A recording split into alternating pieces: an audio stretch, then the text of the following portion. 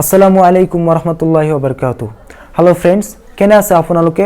আশা কৰোঁ আপোনালোক সকলোৱে ভালে আছে। গতিকে আকৌ এবাৰ আপোনালোক সকলোক এম অফ লাইফ চেনেললৈ স্বাগতম জনাইছোঁ। গতিকে বন্ধুসকল, আজি আমি এই ভিডিঅ'ত পঢ়িম কোৰাণৰ এক সংক্ষেপ বিৱৰণ। ইয়াত আহিব আমি এই বস্তুটো আমি পাঠ হিচাপে পঢ়িম। গতিকে সৰ্বপ্ৰথমত আজি প্ৰথম পাঠ কোৰাণৰ বিৱৰণ।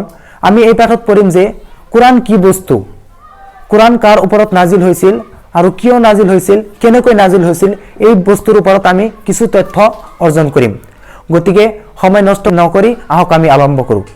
বন্ধুসকল, কোৰাণ সৰ্বপ্ৰথমত আমি কোৰাণৰ বিষয়ে ক'লে আমি সৰ্বপ্ৰথমত এই কথাটোৱে ক'ব লাগিব যে কোৰাণ হ'ল আল্লাহৰ কথা বা আল্লাহৰ বাণী। আল্লাহে নিজে কোৱা কথা। আল্লাহ যি কথা কোৰাণৰ জৰিয়তে কি কৰিছে মানুহৰ মাজত কৈছে, সেইবোৰ বস্তু হৈছে কোৰাণ। আৰু এই কোৰাণক কি কৰিছে হযৰত মুহাম্মদ মুস্তাফা সাল্লাল্লাহু আলাইহি ওয়াসাল্লামৰ ওপৰত কি কৰিছে আল্লাহ তাআলাই নাজিল কৰিছে।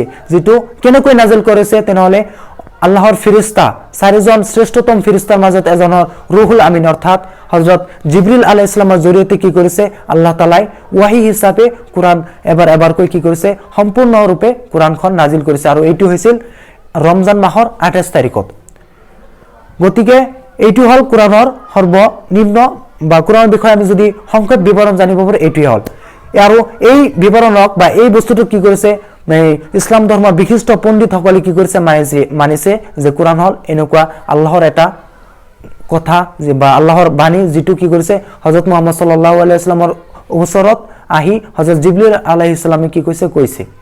গতিকে ইয়াৰ উপৰিও আমি ক'ব পাৰি যে কোৰাণ হল আল্লাহ যে সৃষ্টিকৰ্তা বা আল্লাহ এই বিশ্ব ব্ৰহ্মাণ্ডখন সৃষ্টি কৰিছে সেইটোক ওপৰত কোৰাণখন দলিল কৰে। ইয়াৰ উপৰিও আমি ক'ব পাৰি যে এই পৃথিৱীত যিমান বস্তু আল্লাহ তাআলাই সৃষ্টি কৰিছে সেইবোৰ যে আল্লাহে সৃষ্টি কৰিছে সেইটো মানাৰ এটা দলিল কি হল কোৰাণ। ইয়াৰ উপৰিও এই পৃথিৱীত যিমান বস্তু আপোনালোকে চাই আছে গছ লতা তিৰলতা ইয়াৰ পৰা পাহাৰ বয়াম নদ নদী বিভিন্ন ধৰণৰ মানুহ এই পৃথিৱীত সৃষ্টি কৰিছে, সেই বস্তুৰ ওপৰত কি কৰে কোৰাণ দলিল হিচাপে হয়। ইয়াৰ উপৰিও কোৰাণ যে 1,24,000 আম্বিয়া ও ৰাসূল ইকৰাম এই পৃথিৱীত আগমন ঘটিছে সেই বস্তুৰ সেই নবী বা ৰাসূলৰ ওপৰত কি কোৰাণ এটা দলিল হিচাপে আমি ক'ব পাৰি। বন্ধুসকল, তেনেহলে ইয়াৰ পিছত আমি ক'ব লাগে যে কোৰাণ পঢ়াৰ আমাৰ কি লাভ, কোৰাণ পঢ়ি আমি কি লাভ পাম বা আমি কোৰাণ পঢ়াৰ ফলত কি পাম। গতিকে আল্লাহ তাআলাই কোৰাণ মজিদত কৈছে যে বিসমিল্লাহির রহমানির রহিম ইন্নাল্লাযীনা ইয়াতলুনা কিতাবাল্লাহি ওয়া আকামুস সালাতা ওয়া আনফাকু মিম্মা রাযাকনাহুম সিররান ওয়া আলানিয়াতান ইয়ারজুনা তিজারাতান লান তাবুর।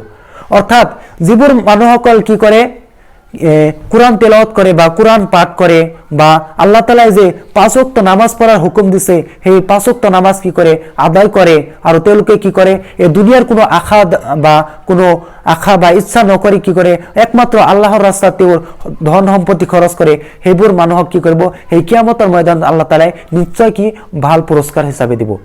ইয়াৰ উপৰি আল্লাহ তাআলা আৰু এটা জায়গাত কৈছে যে বিসমিল্লাহিৰ ৰহমানিৰ ৰহিম ওয়া ইযা কুৰিয়াল কুৰআন ফাস্তামিউ লাহু ওয়া আনসিতু লাআল্লাকুম তুৰহামুন। অৰ্থাৎ তোমালোকৰ ওচৰত কোনো মানুহে বা কোনো ব্যক্তিয়ে যদি কি কৰে কোৰাণ পাঠ কৰে বা কোৰাণ তিলাওয়াত কৰে সেই সময়ত তোমালোকে চিন্তা চৰ্চা নকৰিবা, কিন্তু তোমালোকে কি কৰিবা সেই কোৰাণ পঢ়ুৱাজনক কি কৰিবা ভালকৈ শুনিবা, কি পঢ়ি আছে বা কি তিলাওয়াত কৰিছে সেই কোৰাণক তোমালোকে শুনা। তেনেহলে বন্ধুসকল, এই বস্তুটোৰ পৰা আমি এটা কথা বুজিব পাৰো ভালকৈ যে যিবোৰ মানুহে বা যিসকল মানুহে কি কৰে কোৰাণ পঢ়ে বা কোৰাণ তেলাওয়াত কৰে আৰু যিবোৰ মানুহে কোৰাণ শুনে, কোৰাণৰ যিবোৰ পঢ়োতাৰ ওচৰত বহি কোৰাণ শুনে সেই মানুহৰ মাজত কোনো পাৰ্থক্য নাই। অৰ্থাৎ শুনোতাই যি সওয়াব পাব আৰু যিবোৰ মানুহে পঢ়ে সেই একেই সওয়াব পাব। গতিকে কোৰাণৰ পৰা আমি এটা বিশিষ্ট জ্ঞান পালো আজি যে কোৰাণৰ এটা সংক্ষেপ বিৱৰণ যে কোৰাণ কেনেকৈ নাজিল হল, কোৰাণ বস্তুটো কি, কাৰ ওপৰত নাজিল হল, কেনেকৈ নাজিল হল, এইটো এটা সংক্ষেপ কি কোৰাণৰ বিষয়ে এটা জ্ঞান আছিল।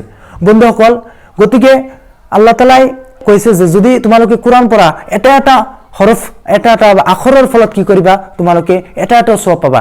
এনেকৈ নহয় যে আলিফ লাম মিম ইয়াত এটা হরফ এনেকুৱা নাই, এটা তিনিটা হৰফ আছে, আখৰ আছে ইয়াত, তাৰ বাবে তিনিটা সওয়াব আল্লাহ তাআলা দান কৰিব।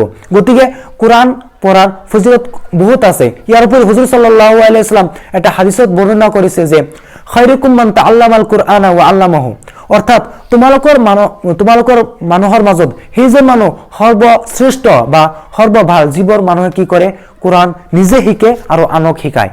গতিকে আমাৰ ওপৰত এইটো দৰকাৰ যে যিসকল মানুহ কোৰআন জানে বা আমি কোৰআন তেলাওয়াত কৰিব পাৰোঁ, কোৰআন পাঠ কৰিব পাৰোঁ, আমাৰ ওপৰত দৰকাৰ কি যিবোৰ মানুহে নাজানে বা কোৰআনৰ বিষয়ে বিশেষ জ্ঞান নাই সেইসকল মানুহক কি কৰা আমি শিকাব লাগিব। তেনেহ'লে আমি আল্লাহৰ ওচৰত কি এজন শ্ৰেষ্ঠ মানুহ হ'ব পাৰিম।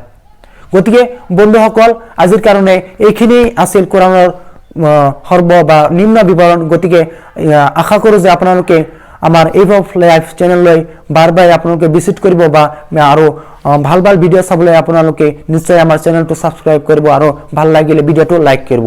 আসসালামু আলাইকুম ওয়া ৰাহমাতুল্লাহি ওয়া বাৰাকাতুহু।